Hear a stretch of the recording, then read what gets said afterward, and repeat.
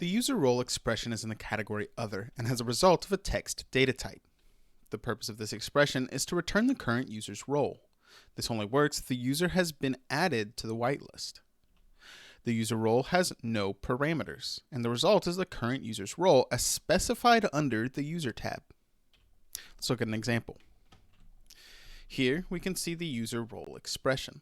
This is either going to turn user or admin, depending on how this email, or the email of the current user, is specified in the Users tab.